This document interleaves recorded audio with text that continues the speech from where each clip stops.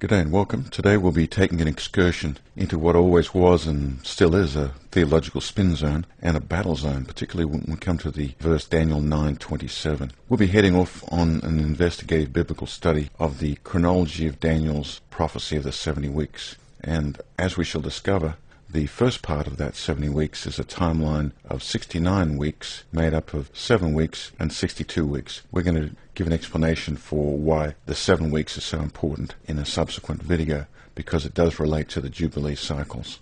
This prophecy of the 70 weeks remains a spiritual battle zone here on earth and also up in the second heaven, in the realms of the angelic principalities and powers. We shall discover that there is a huge information war being waged here, with troll-like blocking spirits swirling around the passage of Daniel 9:27 like you would not believe. There has also been a curse placed upon those who would dare to calculate the 70 weeks prophecy. So, saints, put on your spiritual armor and take up the sword of the Spirit of God's holy word, and by all means be prayerful and watchful as you go out on this study. This is a video presentation of the 70 weeks prophecy. There are about a dozen articles on this subject at the website endtimepilgrim.org.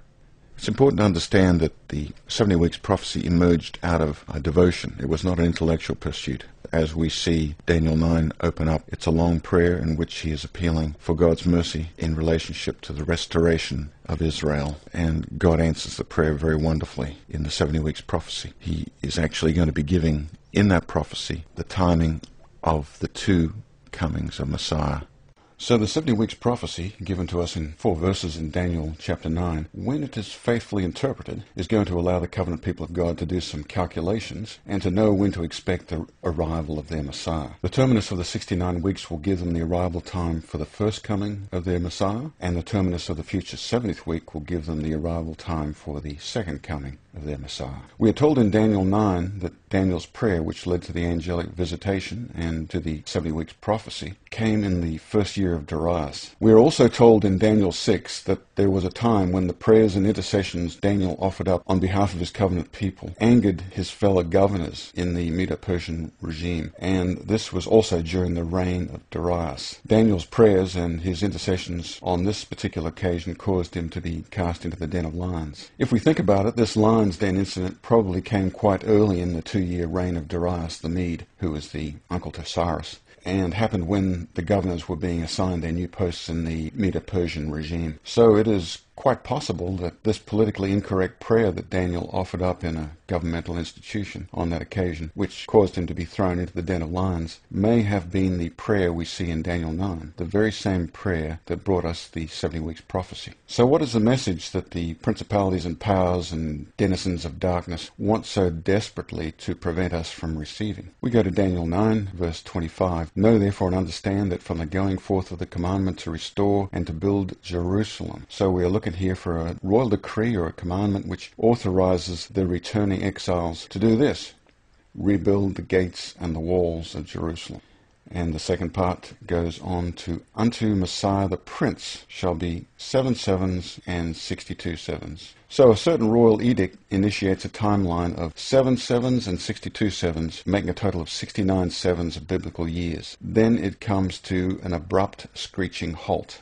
The time period is dispensed to us in terms of years, and the question is, what sort of years are we talking about? How many days are in those years as they're issued to us from the throne of God? Are they solar years of 365.24199 days, such as we see in this fallen cosmos? The solar or calendar year is the time of the orbit of the Earth around the Sun. Sir Isaac Newton spent half his lifetime researching the 70 weeks prophecy. We're going to look into this in a future video because it's quite interesting. His work has been hidden and has only recently come out. In fact, it came out recently in Israel. Newton used solar years of 365.25 days and the decree of Ezra in his unsuccessful attempts to calculate the 70 weeks prophecy. And so we ask, are the years that we see dispensed to us in terms of weeks of years, years of 360 days? As we showed in the previous video on biblical or prophetic time, the Holy Scriptures present us with 2 Rosetta Stones for biblical time. The first was back during the flood of Noah, and it gives us the biblical month as 30 days. The other is the vision John saw in Revelation chapter 12. 12, in which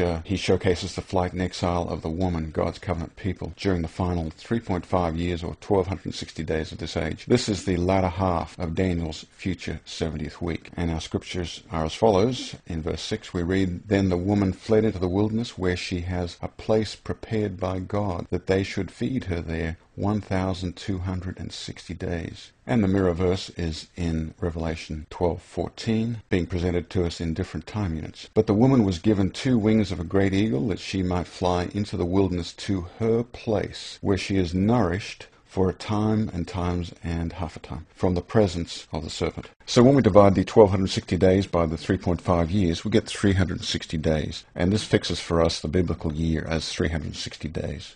This wonderful image is by Pat Marvenko Smith, and her website gallery is revelationillustrated.com. So there we have our second Rosetta Stone for biblical time. It confirms for us that the biblical year is a perfect number of 360 days. Okay, we've rambled long enough. Let's cut to the chase and calculate the 69 weeks. A week is a 7. We're looking at 7 sevens and 62 sevens to make 69 sevens of years. 69 sevens of biblical years, or 69 times 7 equals 483 biblical years. So we do the math on the 69 weeks, and the 483 years, being biblical years, are multiplied by 360 to give us 173,880 days.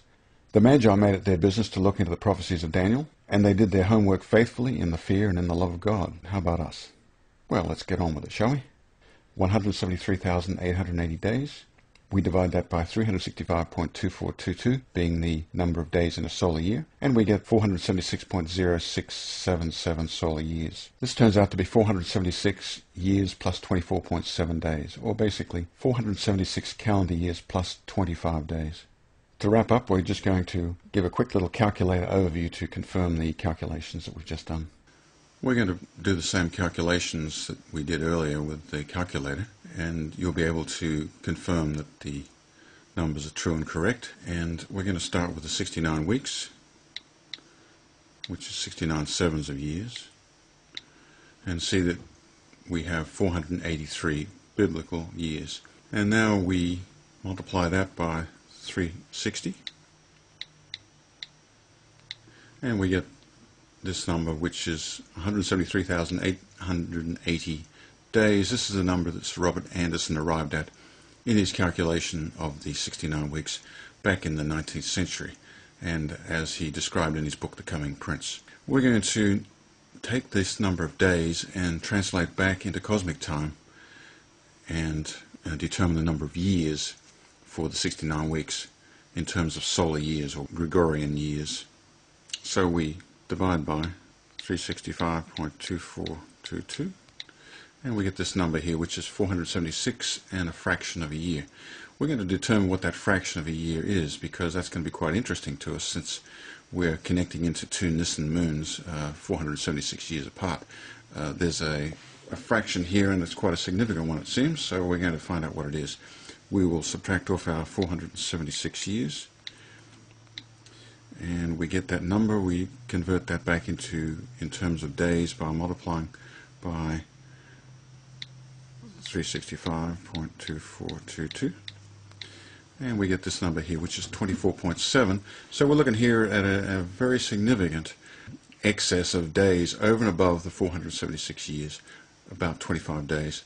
This basically confirms that if we're going from the edict in the month of Nisan to Palm Sunday, or the appearance of Messiah the Prince in the month of Nisan, this must be a terminus going into Palm Sunday during a year that sees a late Passover. That is a year that sees an embolismal year, an extra month of Adar, inserted into the Hebrew calendar. This happens 7 times every 19 years in the Metonic cycle.